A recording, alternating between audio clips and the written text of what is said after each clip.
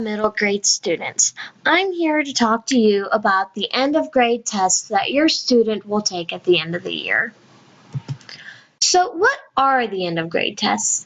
Basically, these are a set of required tests that are given to 6th to 8th graders for middle school. They test reading comprehension and mathematics. And this basically measures the student's progress in school compared to the curriculum standards taught in the current grade level that your student is in.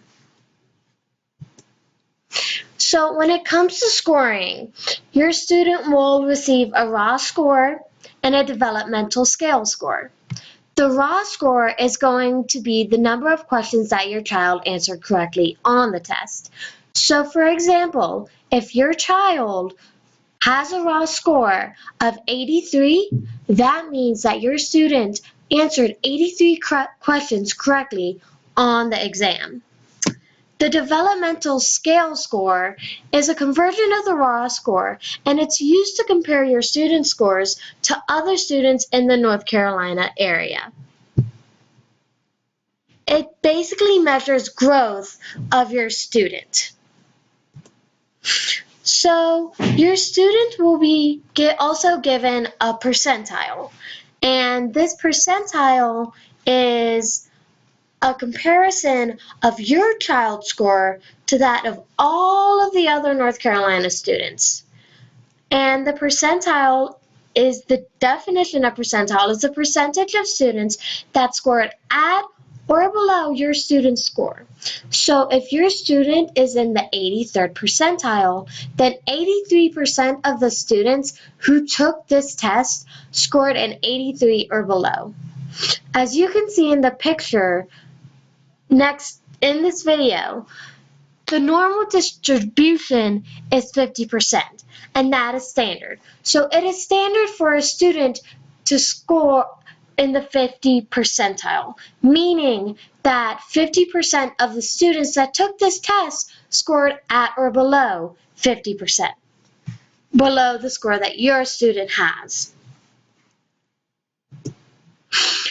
The achievement levels are also given with middle grades end of grade testing.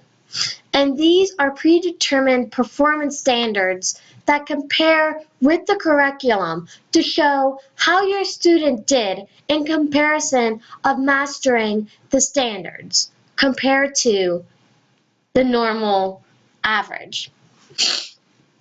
So there are 4 achievement levels. The first achievement level, if your student scores a level 1, this means that your student is performing at a level that is not sufficient to mastering knowledge of the skills in the subject area to successful at the next grade level, meaning that your student has not mastered the information and the curriculum of the current grade level enough to advance to the next grade level. A level 2 student is performing at a level that demonstrates inconsistent mastery of knowledge compared to the next grade level. And this means that your student has mastered some of the curriculum needed to advance to the next grade level, but they haven't mastered enough to advance to the next grade level. Level 3 students are performing at a level that consistently demonstrate mastery of the grade level subject matter and skills, well prepared for the next grade level. This means that your student has mastered the curriculum of the current grade level and is ready to advance to the next grade level. And level 4 means that a student is consistently performing superior to that required of the proficient grade level work. This means that your student is very bright and they are performing at a grade level higher than the grade level that they are at. So with the reading EOG, it tests cognition, interpretation, critical stance, and connections. The cognition is the initial strategies that is used for comprehending a reading passage. This means that cognition is testing main ideas, tone, and summaries. Interpretation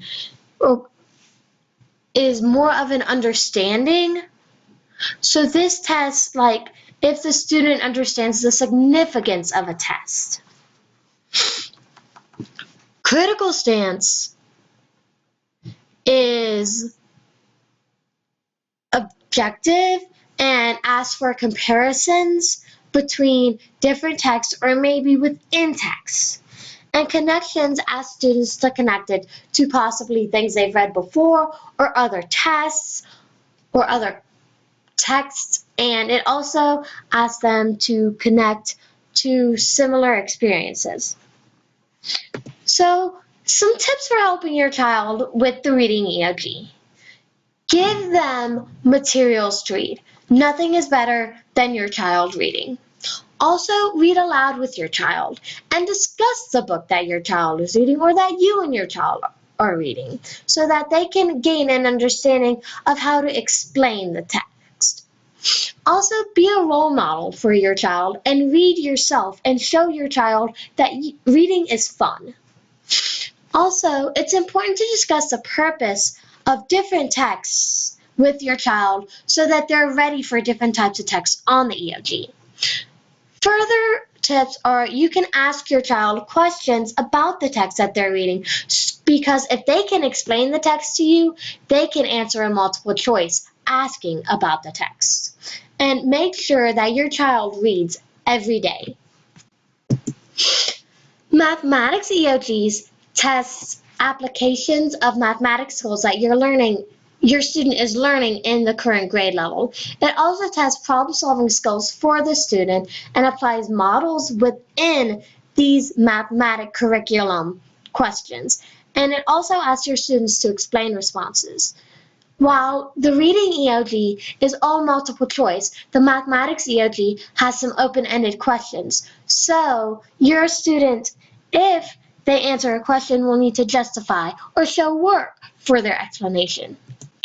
To help your child with mathematics, the best thing you can do is help your child work through some math problems at home.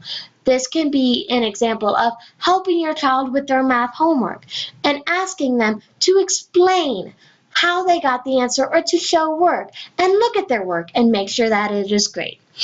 Also, remind your child of all the ways that your family uses mathematics in their everyday lives, because if your child sees mathematics as relevant, they're going to be more focused and interested in understanding mathematics. Furthermore, you can be enthusiastic with mathematics. And if you're enthusiastic about math, your child will probably be happy with math too. If there are any other questions, you can contact your teacher at your current school. Thank you.